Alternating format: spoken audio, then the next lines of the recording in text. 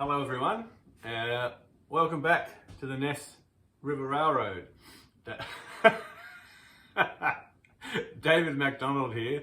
I was thinking, I wonder if I can do an intro without a sniff or a cough, and I didn't even last 10 seconds. So anyway, yeah, I'm sick with the flu at the moment, but I've managed to today steal some time down the train room. I think I'm on the other side of the flu coming out. So I'm actually filming this intro after I've done all my filming of what I did today. I went back and looked at my previous effort of doing an intro and it was pretty terrible. So anyway, it's good to be back. I hope you've all missed me. My wife Sarah and I went away for 10 days. We went to Indonesia, we went to Bali and spent 10 days doing absolutely nothing. 31 degrees every day and beautiful and tropical. And the day that we came home here to Ptolemy, there was snow on the ground. So a little bit of a change. And then a couple of days after that, I picked up the flu and it really just did put me on my butt for the best part of 4 days. Like I said, today is about the first day I've actually been up and about. I can't do much around the property, but I can still get down here and tinker. So anyway, I'll just quickly do an on and off again so I don't lose all of this in case I fluff what I'm going to say next. So hold on. Yeah, so since my last video, I've just been doing some maintenance around the train room, cleaning things up. I've been working on some Locos. I think I must have spilt something or dust or something on a part of the track because a few of my favorite Locos all of a sudden started going running and had stuff all through the trucks. So I've had to pull apart trucks and get into all those little tiny cogs and everything, and that's been a nightmare. And I've had, I wanted to have my nice little Kato F units running by now, but the decoder that I got for the A unit of those F units, yeah, it didn't play ball straight out of the packaging. I installed it exactly how you install it as per the instructions. The B unit runs perfect, but the A unit, it was all juddery and jolty and not doing anything. Then it took off, and then by the time I went to grab it around the other side of the peninsula, a little plume of smoke came out of it. So it's going back for replacement under warranty. But we are lucky that the people who make our decoders have awesome warranties, even if it's your own fault. But this one wasn't my fault. It was just dodgy out of the box. So yeah, we're just going to run a train today, run an empty up to the coal mine and then bring down a full. It's just going to be a short, reasonable length coal drag. None of my 36 carriage long or 36 car long jobs, just nice and sensible. So what I have been doing, as well as working on decoders and things like that, I've also wired up all of the extension. So when I first put it in, the reversing loop starts here. So all of the track from up until there was actually just relying on continuation through the rails for the power. The bus was here underneath. You can see it there maybe. I just hadn't connected all the feeder wires. So there is feeder wires all the way through, and there's also now an alternate bus for the auto reverse loop, and every second piece of flex track has droppers down off it. So it's well powered and it's running a lot better than it was. So yeah, so we'll just run a train, and then in about 30 seconds time, I'll record the outro, and yeah, I'll add the footage from earlier on today in the middle. Thanks everyone.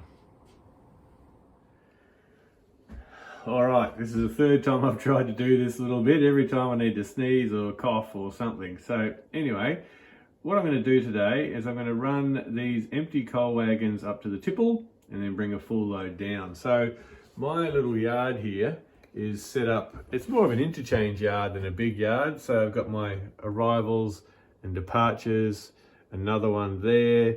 This middle track goes through the yard for when I was originally going to have Loco servicing down the back there. Then I have 2 stub end sidings and these sidings here, which I still don't know what I'm going to do up there. But anyway, so it tends to run left to right. Well, that's the way I built it.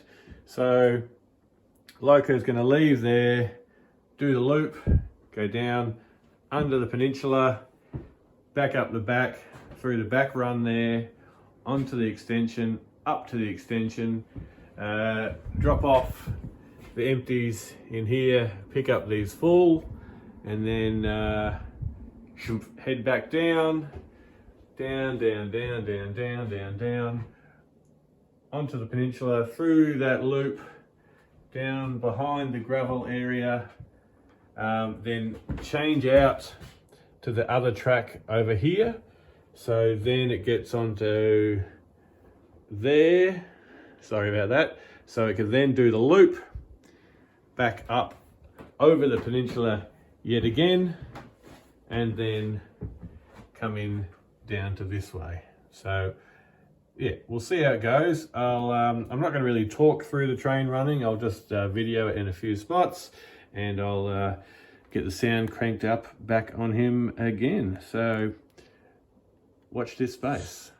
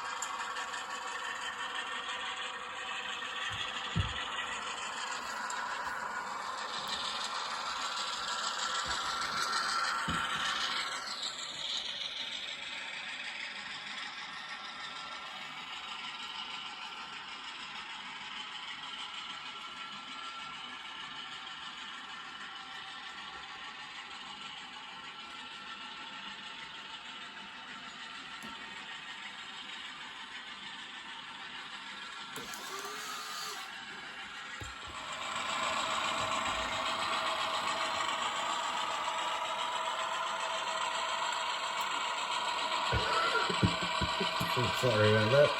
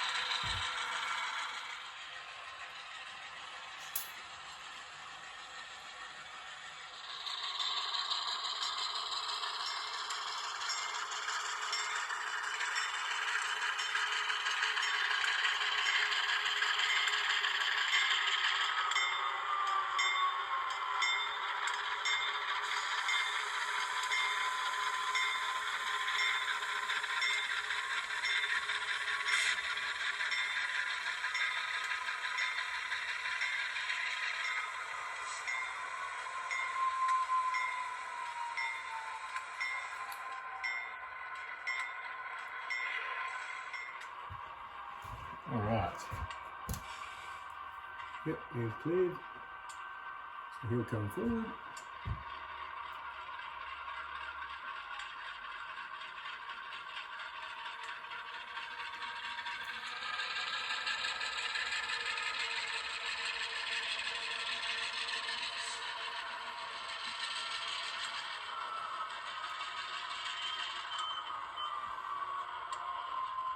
Nice.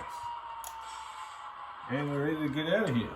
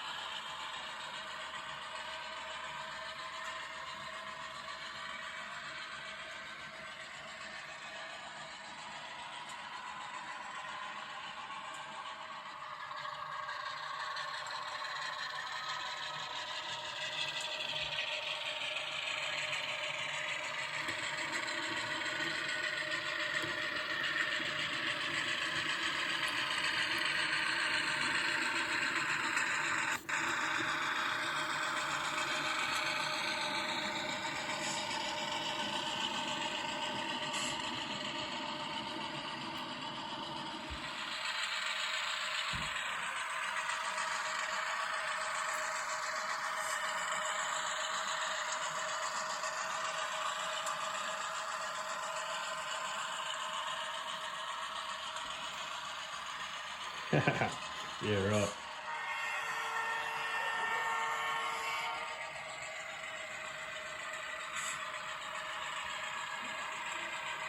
Hello.